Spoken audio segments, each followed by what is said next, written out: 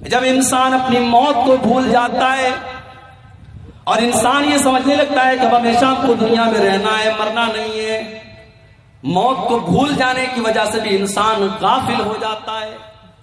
اسی لیے اللہ تعالیٰ قرآن میں بار بار ہمیں موت کی یاد دلاتا اور فرماتا ہے کل نفس ذائقۃ الموت، میرے بندو ایک نہ ایک دن تم سب کو مرنا ہے۔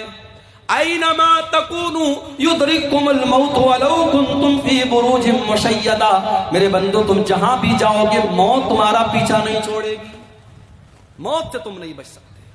اور موت ایک ایسی چیز ہے میرے بھائیوں جو انسان کی اوقات اسے بتاتی ہے۔ بڑے سے بڑا کروڑ پتی ارب پتی بھی ایک ایسا ٹائم آتا ہے، موت نوٹ کی گڈی سے آپ زندگی نہیں خرید سکتے، آپ نوٹ کی گڈی سے آپ اپنی سانسوں کو نہیں خرید سکتے۔ جس وقت موت لکھی ہے دنیا کے بڑے سے بڑے ڈاکٹر بھی سر جھکا کے کہیں گے کہ نہیں صاحب اب ان کو ہم بچا نہیں سکتے، ان کی زندگی ہمارے ہاتھ میں نہیں ہے، ان کی موت کا ٹائم آ گیا ہے۔ موت انسان کو اس کی اوقات یاد دلاتی ہے۔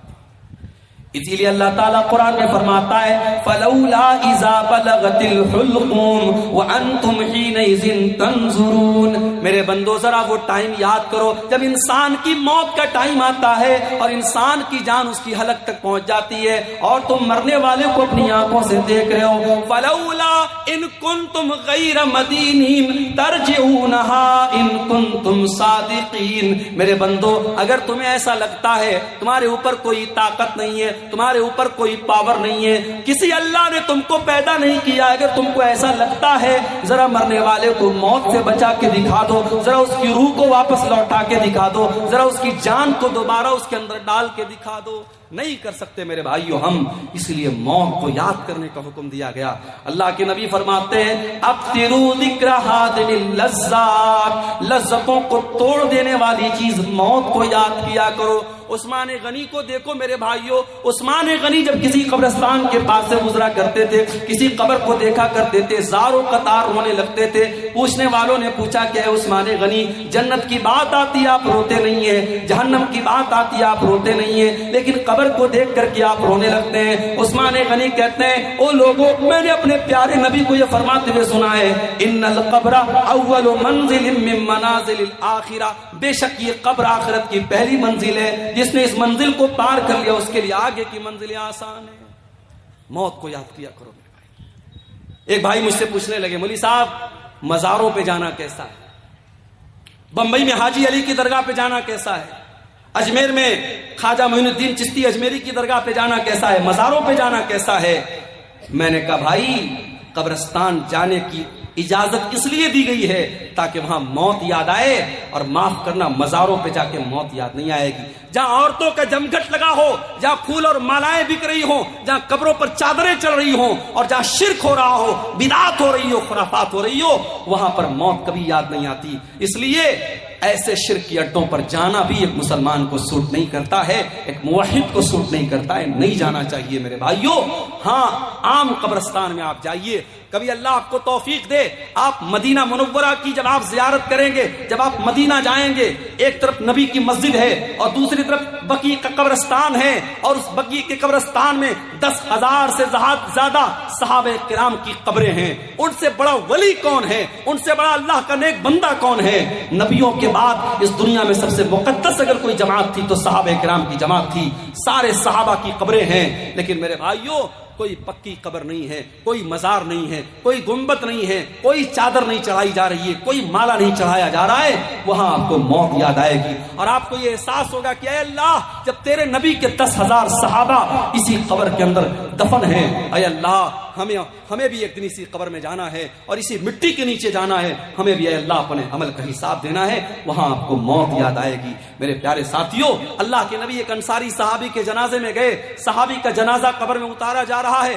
اللہ کے پیارے نبی وہیں قبر کے پاس بیٹھے ہوئے ہیں اور آپ کے صحابہ کرام بھی بیٹھے ہوئے ہیں، اور آپ جب موت کو یاد کرتے ہیں اور قبر کے مناظر کو یاد کرتے ہیں، ابن ماجہ کے الفاظ ہیں اللہ کے نبی رونے لگتے ہیں۔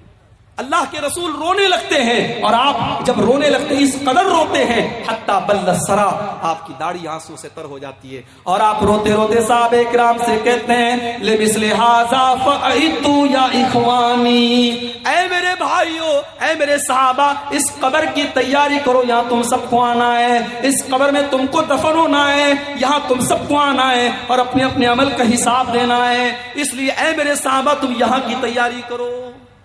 اس لیے میرے بھائیوں موت کو اور قبر کو یاد کیا کرو۔ مگر افسوس کی بات ہے، ابھی بنارس میں کچھ دنوں پہلے کا واقعہ شاید آپ نے میڈیا میں پڑھا ہوگا کہ قبرستان سے 8-10 سال کی لڑکی کی لاش کو نکال کر کے ایک ظالم نے اس کی لاش کے ساتھ گندا کام کرنے کی کوشش کی۔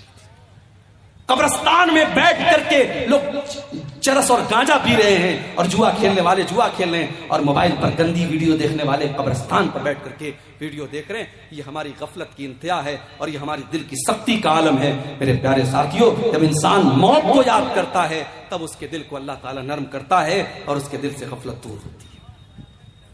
اور آگے بڑھیے، غفلت کی بیماری کی ایک اور وجہ ہے اور وہ وجہ ہے برے لوگوں کی سنگت۔ جب آپ برے لوگوں کے ساتھ رہیں گے، گندے لوگوں کے ساتھ رہیں گے، دھیرے دھیرے آپ کے اوپر بھی ان کا اثر پڑے گا۔ آپ بے نمازیوں کے ساتھ اٹھیں گے بیٹھیں گے، آپ کو بھی نماز کے معاملے میں آپ ڈھیلے ہو جائیں گے۔ سگریٹ پینے والوں کے ساتھ آپ اٹھیں گے بیٹھیں گے، آپ کو سگریٹ سے جو نفرت ہونی چاہیے وہ نفرت نہیں ہوگی۔